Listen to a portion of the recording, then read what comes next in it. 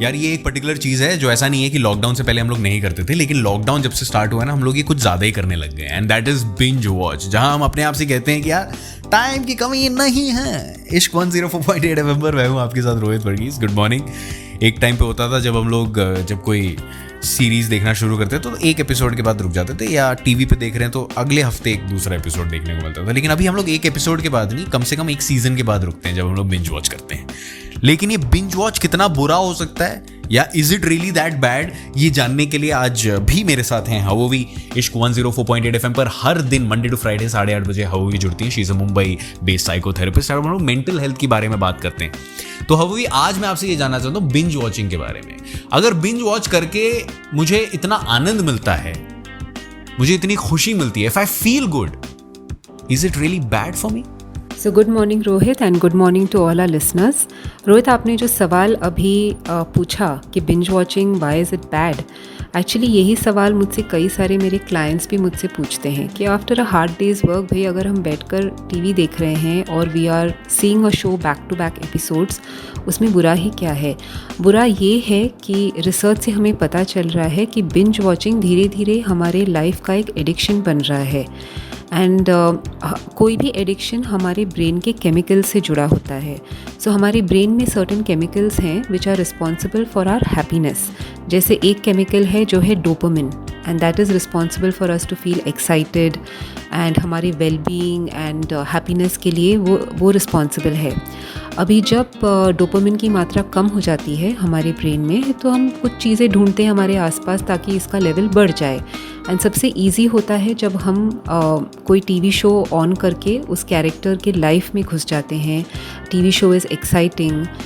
TV show also brings up a sense of sometimes family bonding. वो कई सारी ऐसी चीज़ें हैं जिसकी वजह से हमें वो हैप्पीनेस एक आर्टिफिशियल सोर्स से मिलने लगता है। एंड नेचुरली जब हम किसी चीज़ से एडिक्ट हो जाते हैं या एडिक्टेड हो जाते हैं, तो द नेक्स्ट लेवल इज़ कि वो चीज़ जब हमारे लाइफ में होती नहीं है तो हम विड्रॉल सिम्टम्स एक्सपीरियंस करते हैं। तो वैसे ही जब कोई टीवी शो ख़त्म हो जाता है जिसमें हम बहुत ही इमर्स हो गए थे, तो हमें विड्रॉल जैसे सिम्टम्स होने लगते हैं। फॉर एग्ज़ाम्पल, जैसे हम ड्रिंकिंग के बाद हैंगओवर एक्सपीरियंस करते हैं, वैसे ही withdrawal symptoms. And I think binge watching का सबसे जो बुरा असर पड़ता है वो हमारे स्लीप पे है। हमने कुछ ही दिन पहले एक शो किया था ऑन स्लीप डेप्रिवेशन, एंड लगातार स्टडीज़ हमें बता रहे हैं कि इंसोम्निया एंड स्लीप डेप्रिवेशन का एक मेजर रीज़न है बिंज वॉचिंग टीवी शोज़। तो बिंज वॉचिंग एक ऐसा प्रॉब्लम है जिस पर हमें डेफिनेटली थोड़ा सा काम करना चाहिए, and we have to help ourselves to get out of this habit. Okay, that's interesting. लेकिन हवोवी, आपसे थोड़ी देर में जानेंगे कि बिंज वॉचिंग को अवॉइड करने के लिए, इस हैबिट से निकलने के लिए हम लोग क्या क्या कर सकते हैं। इस 104.8 FM पर जानेंगे थोड़ी ही देर में। मैं हूं आपके साथ रोहित वर्गीस, आता हूं थोड़ी देर के बाद। Good morning. इश्क 104.8 FM पर मैं हूं आपके साथ रोहित वर्गीस और मेरे साथ हैं Havovi. She is a Mumbai based psychotherapist और आज हम लोग बिंज वॉचिंग के बारे में बात कर रहे हैं, जहां पर हवोवी ने कुछ टाइम पहले बताया कि बिंज वॉचिंग एक्चुअली हमारे लिए उतना अच्छा नहीं है। तो हवोवी, ऐसे में जहाँ एक ऐसी चीज़ है जो हमें करने में इतनी खुशी देता है, उसको कैसे रोकें? How to get rid of this habit of binge watching? So Rohit, मैंने एक राइटर का आर्टिकल पढ़ा था, उनका नाम है निकोलस गोके, और उन्होंने एक आर्टिकल लिखा था how to stop binge watching from ruining your life. वो आर्टिकल का एक लाइन मेरे दिमाग में रह गया। उन्होंने लिखा था कि the problem is not that Netflix is addicting, the problem is that our lives are not addictive. So अगर हम अपने आप से एक सवाल पूछें कि हम ये शो नहीं देख रहे होते तो हम क्या कर रहे होते, शायद हमारा जवाब खुद के लिए यही आएगा कि we will not be doing anything meaningful. तो अगर हमें बिंज वॉचिंग के हैबिट से लॉन्ग टर्म रिलीफ चाहिए, तो हमें हमारे लाइफ में कुछ मीनिंगफुल गोल्स, मीनिंगफुल एक्टिविटीज़ ऐसे वापस लाने होंगे which can replace this binge watching habit. Of course in the short term आप कई सारे और चीज़ें भी कर सकते हैं to get out of this binge watching habit.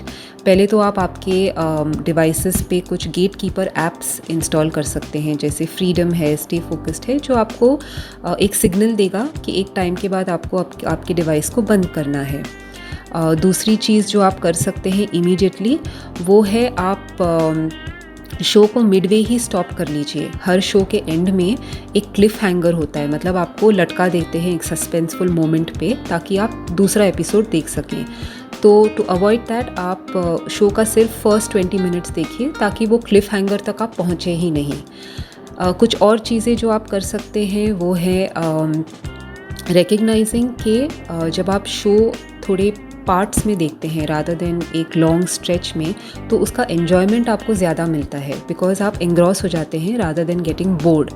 सो अगर आप धीरे धीरे बिंज वॉचिंग के एडिक्टिव कंपोनेंट्स को समझें और उसका इम्पैक्ट आपकी लाइफ में लॉन्ग टर्म देखने लगे, तो स्लोली यू विल अंडरस्टैंड कि लाइफ में कई सारी और चीज़ें हैं जो आप कर सकते हैं, एंड साइकोलॉजिकली आप हेल्दी भी रह सकते हैं by doing those things. So I wish our viewers all the best to get out of this binge watching habit. Thank you so much for sharing that hobby. और अगर आपको ऐसी बातें अच्छी लगती हैं, हम लोग तो रोज मेंटल हेल्थ पे बात करते हैं 8:30 बजे मंडे टू फ्राइडे इश्क 104.8 FM पर। मैं हूं आपके साथ रोहित वर्गीस। अभी के लिए वाला गाना सुनो, आता हूं थोड़ी देर में। इश्क लगाओ, स्ट्रेस भूल जाओ। Good morning.